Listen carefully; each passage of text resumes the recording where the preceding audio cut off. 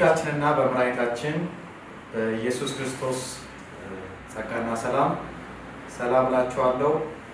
ሁላችሁንም በያላችሁበት የእግዚአብሔር ሰላም በክርስቶስ ኢየሱስ ይብዛላችሁ።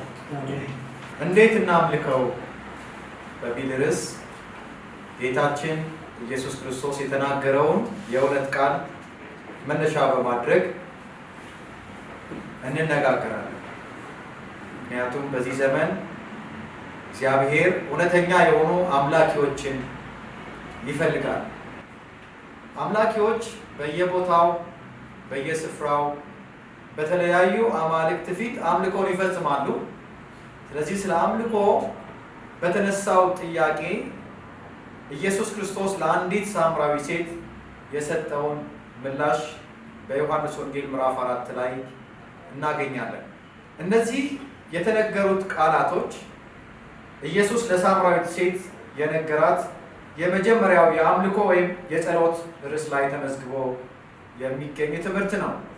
ነገር ግን በእውነት የሚሰግዱ ለአብ በመንፈስና በእውነት የሚሰግዱበት ጊዜ ይመጣል፣ አሁንም ሆኗል። አብ ሊሰግዱለት እንደነዚህ ያሉትን ይሻልና። እግዚአብሔር መንፈስ ነው፣ የሚሰግዱለትም በመንፈስና በእውነት ሊሰግዱለት ያስፈልጋቸዋል ይላል ምዕራፍ 4 ቁጥር 23 እና 24። እነዚህ ቃላቶች በጸሎት ወይም ደግሞ በአምልኮ ዓለም ውስጥ የመጀመሪያውን ጭላንጭል ወይም ደግሞ ብልጭታ ድንቅ የሆነ ፍንጭ ነው የሚሰጡ። አብ የሚያመልኩትን ወይ ደግሞ አምላኪዎችን ይፈልጋል። የኛ አምልኮ አፍቃሪ የሆነ የእርሱን ልብ ያረካዋል።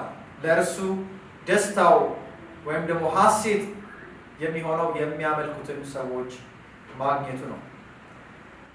አምላኪዎችን ሳይሆን እውነተኛ የሆኑ አምላኪዎችን እግዚአብሔር ይፈልጋል። በእውነት ደግሞ የሚያመልኩትን እየፈለገ ነው እግዚአብሔር። ነገር ግን ብዙዎችን ያገኘው እንደሚፈልጋቸው አይደለም። እውነተኛ አምልኮ ማለት በዚህ ክፍል ላይ ተመዝግቦ እንደምናገኘው ኢየሱስ ክርስቶስ ጌታችን ለዚች ለሳምራዊ ሴት እንደነገራት በመንፈስና በእውነት የሆነ ማለት ነው። ልጁ የመጣው የዚህን የአምልኮ መንገድ ለመክፈት ነው። ይሄ የአምልኮ መንገድ ደግሞ በመንፈስና በእውነት የሆነው ነው። ይህንንም ነው የሚያስተምረን ራሱ ልጁ ኢየሱስ ክርስቶስ። በመንፈስ ማምለክና በእውነት ምን ማለት እንደሆነ በአምልኮ ትምህርት ቤታችን የምንማረው የመጀመሪያው ትምህርት ነው። ይሄ ስለ ጸሎትም የምንማረው የመጀመሪያው ትምህርት በመንፈስና በእውነት ማምለክ ምን እንደሆነ ነው። ጌታችን ኢየሱስ ለሳምራዊቱ ሴት 3 አይነት አምልኮ ነው የሚነግራት። የመጀመሪያው የሳምራውያን አምልኮ አለማወቅ፣ እናንተስ የማታውቁትን ታመልካላችሁ የሚለው ማለት ነው። ሁለተኛው ደግሞ የአምልኮ አይነት የአይሁድ የአምልኮ እውቀት ያለበት አምልኮ ነው። አይሁዳውያን ስለ እግዚአብሔር እውቀት አላቸው፣ ዌል ኢንፎርምድ ናቸው። ስለ እግዚአብሔር የሚያውቁት በጭንቅላታቸው ኢንፎርሜሽን አላቸው። ምክንያቱም እኛስ ለምናውቀው እንሰግዳለን፣ እናመልካለን። መዳን ከአይሁድ ስለሆነ ብሎ በዚህ ክፍል ላይ ተጠቅሶ የምናገኘው ሁለተኛው የአምልኮ አይነት ነው። ሶስተኛው ደግሞ አዲሱን መንፈሳዊ አምልኮ ነው የሚያስተዋውቀን። ያም ደግሞ ምንድን ነው? ሰዓቱ ይመጣል የተባለው ደግሞ አሁን መጥቷል የተባለው እውነተኛ አምላኪዎች አብን በእውነትና በመንፈስ ሊያመልኩት የሚገባው ይሄኛው የአምልኮ አይነት ማለት ነው። በመንፈስና በእውነት የሚሉት እነዚህ ተያያዥ የሆኑ ቃላቶች የሚያስረዱ ብዙ ጊዜ ማሰብ በታማኝነት በሆነ ከልብ በሆነ በቅንነት በሆነ ማለትን አይደለም። ሳምራውያን 5ቱ የሙሴ መጽሐፍት አሏቸው። እናም ስለ እግዚአብሔር ጥቂት ነው ያላቸው እውቀት። ምንም ጥርጥር አልነበረውም። ይሄ አንዱ ከመካከላቸው በታማኝነትና በቅንነት እግዚአብሔርን ሊፈልግ በጸሎት ሊሻ ማለት ነው። አይሁዳውያንም ልክ እንደ ሳምራውያን እውነተኛ የሆነ ሙሉ የእግዚአብሔር መገለጥ በቃል ውስጥ ነበራቸው። ከዚህም የተነሳ በመሃላቸው የእግዚአብሔር ሰዎች በሙሉ ልባቸው ደግሞ እግዚአብሔርን የሚጠሩ ነገር ግን ሙሉ ትርጉምን እንደ መስጠት ያላቸው ቃላቶችን አናገኝም። በመንፈስና በእውነት ያልሆነ ነበረ የነሱ እውቀት። ኢየሱስ ሰዓቱ ይመጣል ደግሞ አሁን ነው ያለው። ይሄ የአምልኮ አይነት ምን አይነት ነው? በእርሱና በእርሱ በኩል ብቻ ነው ማለት ነው። እግዚአብሔርን ማምለክ በመንፈስና በእውነት የሚሆነው በእርሱ በክርስቶስ በኩል ሲሆን ነው። ዛሬም በክርስቲያኖች መካከል እነዚህ ሶስት መደብ ያላቸውን አምልኮ ፈጻሚዎችን ሊያገኝ ይችላል እግዚአብሔር። ጥቂቶች ባለማወቅ ምን እንደሚጠይቁ ሳያውቁ ወይ ደግሞ በጽኑ ያውቃሉ፣ በታማኝነትም ይጸልያሉ፣ ይቀበላሉ፣ ግን ጥቂት ነው የሚሆነው። ሌሎች ደግሞ ትክክለኛ እውቀት አላቸው፣ በፍጹም ሀሳባቸውና ልባቸው የሚያመልኩ የሚጸልዩ፣ በብዙ ታማኝነት የሚጸልዩ የሚያመልኩ፣ ነገር ግን በእውነትና በመንፈስ የሆነውን ሙሉ መባረክን ያላገኙ ናቸው። እነዚህ ወደ ሶስተኛው ወደዚህ በቃል ውስጥ ወደ ተገለጸው አይነት መደብ ጌታችን ኢየሱስን እንዲወስደን እንዲያሸጋግረን መጠየቅ የሚገባን ልንማረው የሚገባን በመንፈስ በእውነት እንዴት እንደምናመልከው ነው። ይሄ ብቻ ነው መንፈሳዊ አምልኮ የሚባለው። መንፈሳዊ አምልኮ በመንፈስና በእውነት የምናደርገው ይሄም አብ የሚፈልጋቸው አምላኪዎችን የሚፈልጋቸው አይነት የአምልኮ ሁኔታ ነው። ስንጸልይ ሁሉም ነገር ጥገኝነት የሚያገኘው በመንፈስና በእውነት የሆነው አምልኮ በደህና በመገንዘባችን እና በመለማመዳችን ላይ ነው። እግዚአብሔር መንፈስ ነው። በዚህ ቃል ላይ ኢየሱስ ክርስቶስ እንደተናገረ እግዚአብሔር መንፈስ ስለሆነ በመንፈስና በእውነት ሊያመልኩት የግድ እንደሆነ ነው የሚነግረን። ከጌታ የቀረበልን የመጀመሪያው ትምህርት በዚህ ክፍል ላይ እግዚአብሔርና የሚያመልኩት በእነርሱ መካከል ስምምነት ሊኖር የግድ ነው ማለት ነው። እግዚአብሔር እንደሆነው ለምሳሌ እግዚአብሔር መንፈስ ነው። ስለዚህ ልክ እግዚአብሔር እንደሆነው አምልኮም እንደዚያ ሊሆን ይገባል። የእርሱ አምልኮ ማለት ነው። ዓይን ለብርሃን በተወሰነ መጠን ነው የሚያዩት። ለዓይን ከተወሰነው ብርሃን መጠን ውጪ ሲሆን ዓይን ማየት አይችልም።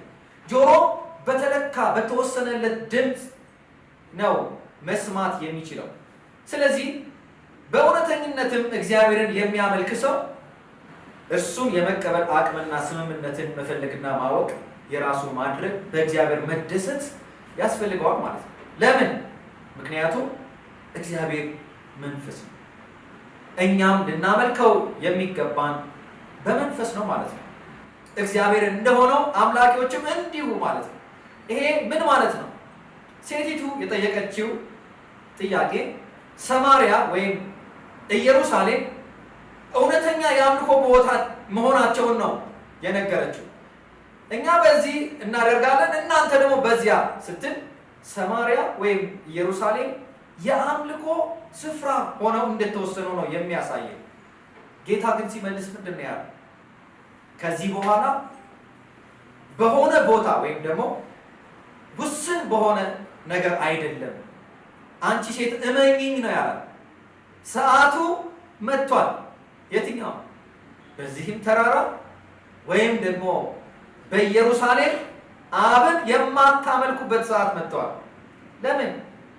እግዚአብሔር መንፈስ እንደሆነው በቦታ በሆነ አይነት ቅርጽ መሸሸግ ወይም መደበቅ አይደለም፣ አይሆንም። ነገር ግን እግዚአብሔር እርሱ መንፈሳዊ እንደሆነው አምልኮ መንፈሳዊ ነው መሆን ያለበት። የዚህ ጥልቅ የሆነ ትምህርት አስፈላጊነት ክርስትናችን ምን ያህል በቦታ በጊዜ ውስንነት በስቃይ ውስጥ እንዳለ መገንዘብ እንድንችል ያስረዳናል። ይሄ ክፍል አንድ ሰው መጸለይ ቢፈልግ በታማኝነት በቤተ ክርስቲያን ወይ ደግሞ በሆነ በልብስ ቁም ሳጥን ውስጥም ሊሆን ይችላል ከፈለገ ደግሞ ከሳምንቱ የሆነ ክፍል ቢያሳልፍ የዛን የአምልኮ ሰዓት ወይ ውሱን በሆነ ቦታና ሰዓት ላይ የአምልኮ ስራን ቢፈጽም ምንድን ነው የሚጠቅመው? በሁለንተናው ካልሆነ እግዚአብሔር መንፈስ ነው። በዚህ ክፍል ላይ እንደተመለከት ነው መንፈስ ደግሞ ፍጻሜ የሌለው የማይለወጥ ነው። በእውነት እርሱ ሁል ጊዜ እንደራሱ እንደዚያው ነው። እግዚአብሔር አይለወጥም። የእኛም አምልኮ በመንፈስና በእውነት ሊሆን ይገባዋል። እግዚአብሔር እንደሆነው የእርሱ አምልኮ የህይወታችን መንፈስ መሆን አለበት። እኛም ህይወትን በመንፈስ የሚያመልክ መሆን አለበት። እግዚአብሔር መንፈስ እንደሆነ ማለት ነው። የእኛ ህይወት በመንፈስ የሚያመልክ ህይወት ሊሆን ይገባናል። ለምን? እግዚአብሔር መንፈስ ነው። የሚያመልኩትን በመንፈስና በእውነት ሊያመልኩት የግድ ነው የሚለው እንግዲህ ጌታ የቀረበልን ይሄንን ሁለተኛው ትምህርት በመንፈስ የሆነ አምልኮ እርሱ መምጣት ያለበት ከእግዚአብሔር ከራሱ ነው እንጂ ሰው ከራሱ ሊያመጣው አይችልም። ይሄን አይነቱን አምልኮ የሚሰጥ እግዚአብሔር ነው። በክርስቶስ የከፈተው አዲሱ የአምልኮ አይነት እግዚአብሔርን የምንገናኝበት ይሄ ነው። እግዚአብሔር መንፈስ ነው። እርሱ ብቻ ነው ይሄንን መንፈስ የሚሰጥ። ለዚህ ነው እንግዲህ ልጁን የላከው ኢየሱስን እንደዚህ አይነቱ አምልኮ ከኛ ጋር ተስማሚ እንዲሆን መንፈስ ቅዱስን በመስጠት እየመሰከረ ያደለው እግዚአብሔር ራሱ መንፈስ ስለሆነ ይሄ የእሱ ስራ ነው። መንፈሳዊ አምልኮን በእግዚአብሔር እርዳታ ወይም በእግዚአብሔር መንፈስ መሪነት የምንፈጽመው የእርሱ ስራ ስለሆነ ሁለት ጊዜ ሲናገር ሰዓቱ መጥቷል፣ በመቀጠልም ደግሞ ሰዓቱ መቼ ነው? አሁን ነው ይላል። ኢየሱስ ክርስቶስ እርሱ በመንፈስ ለማጥመቅ የመጣው እሱ እስከሚከብር ድረስ መንፈስ ቅዱስ መፍለቅ አልቻለም ነበረ። መንፈስ ቅዱስ ወደ ሰዎች ህይወት መጥቶ ያ እውነተኛ የሆነው ከሥላሴ አንዱ ሶስተኛው አካል አብ በብሉይ ኪዳን ተገልጦ ወልድ ደግሞ በስጋ አዲስ ኪዳን ላይ ተገልጦ ነበረ። እንደገና ኢየሱስ በሞቱ ከከበረ በኋላ ደግሞ የሚመጣው ያ መንፈስ ነበር ይሄንን አይነቱን አምልኮ በሰዎች ህይወት ውስጥ እንዲፈጽሙ ብቃትን የሚሰጣቸው። የኃጢአት ማብቃት ፍጻሜ በድል አድራጊነት ለመግደል ከደሙ ወደ ቅድስተ ቅዱሳን መግባትና እኛን ወክሎ መንፈስ ቅዱስን ከአብ ተቀበለልን። ኢየሱስ ክርስቶስ እንደምታዩትና እንደምትሰሙት አፈሰሰው ተብሎ በሐዋርያት ሥራ ምዕራፍ 2 ቁጥር 33 ላይ እንደተጻፈው ማለት ነው። እንደ አብ መንፈስ ወደኛ ለእኛ ወደ ታች ይልካል። ከላይ ወደ ታች የመጣው እርሱ እኛ ከዚህ ሆነን የምናስገባው እውነተኛ የሆነ አምልኮ ሊሰጠን ማለት ነው።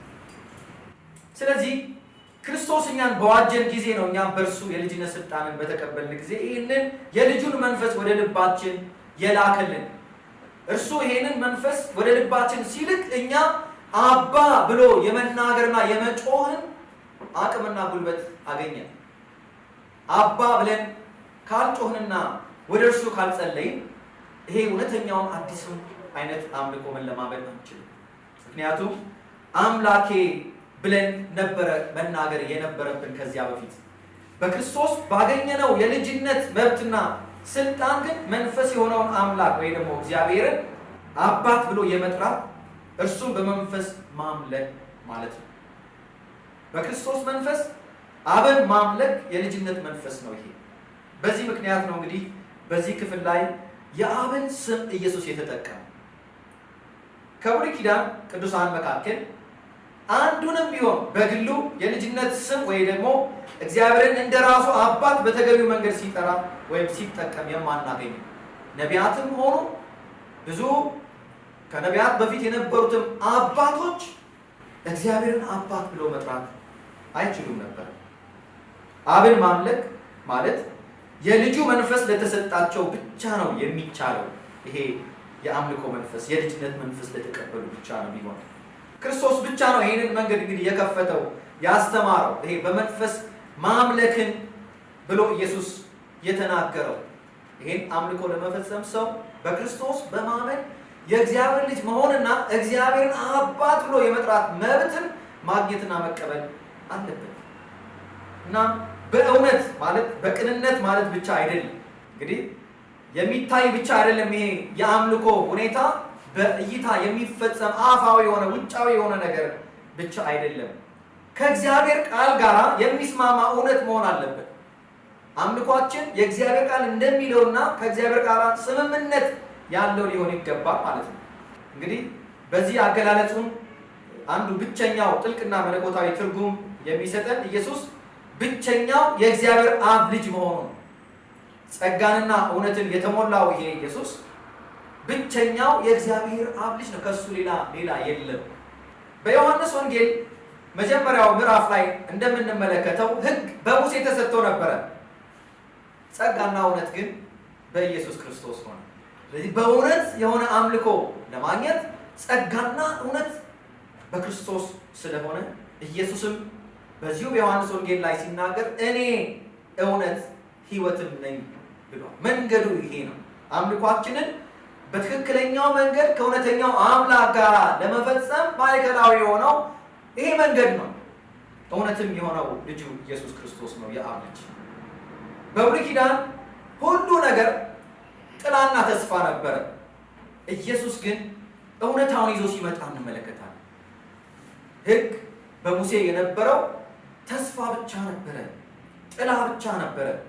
ተጨባጭ የሆነው እውነተኛ አምልኮ ወይ ደግሞ በተስፋ ሲጠበቅ የነበረው እውነተኛ አካል የነበረው በኢየሱስ ክርስቶስ ሲሆን ነው የምናየው። ኢየሱስ ጸጋና እውነትን የተሞላ እንደሆነ መንፈስ ቅዱስም ደግሞ የእውነት መንፈስ ነው ማለት ነው።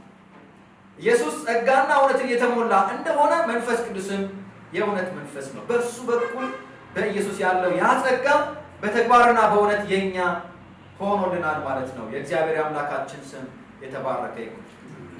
አዎንታዊ የሆነ ግንኙነት ከመለኮታዊ ሕይወት የመጣ እኛም ደግሞ በመንፈስ ማምለክ ማለት በእውነት ማምለክ መሆኑን የተረዳንበት ማለት ነው። እንግዲህ ከእግዚአብሔር ጋር ትክክለኛ ሕይወት፣ ትክክለኛ ሕያው የሆነ ህብረት መንፈስ ከሆነው አባትና በመንፈስ ከሚጸልይና ከሚያመልከው ልጁ ጋር እውነተኛ መጣጣም ያለበት ግንኙነት ወይ ደግሞ ሃርሞናይዝድ የሆነ ስምም ያለበት ህብረት ነው ማለት ነው። ኢየሱስ ውሃ ጠጭኝ እያላት አንዲት ኩባያ ውሃ ልትሰጠው ፈቃደኛ ያልሆነችው ልጅን ሳምራዊ ሴት እየተናገረ ያለው ነገር ይሄ በአንድ ሌሊት ወይ ደግሞ በአንድ ጊዜ ልትረዳው የማትችለው እውነት ነው። የዚህን እውነት ሙሉ ትርጉም ለመረዳት በዓለ ሀምሳ ወይም ጴንጤቆስጤ የሚባለው ያስፈልግ ነበር። እግዚአብሔር የሚፈልገውን አምልኮ ስጋውያን በመሆናችን ወይ ደግሞ ከእርሱ በመንፈስ ሳንወለድ ማቅረብ አንችልም። ኢየሱስ መንፈስን ሊሰጠን ነው የመጣው፣ እርሱንም ለእኛ ሰጠን። በዚሁ በዮሐንስ ወንጌል ላይ ከሆዱ ይፈልቃል ብሎ የጮኸለት ያ እውነተኛ መንፈስ በአማኝ ውስጥ በዚያን ጊዜ የሚከናወን አልነበረም። ከባለ 50 በኋላ ወይም ደግሞ ኢየሱስ በሞቱ ሲከብር ለሰው ልጆች ሁሉ ኃጢአት መስዋዕት ከሆነ በኋላ ይፈጸም የነበረ በኢየሱስ ክርስቶስ ለኛ የተሰጠን ሕይወት ያ የመንፈስ ቅዱስ ሕይወት ነው። እርሱን ደስ የሚያሰኘው አምልኮ ማቅረብ አለመቻላችን በጥልቅ መናዘዝ ይኖርብናል። ለምን? እርሱ እንደሚያስተምረን እንደ ልጆች በሚማር ልብ እየተጠባበቅን መሆኑን መገንዘብ አለብን።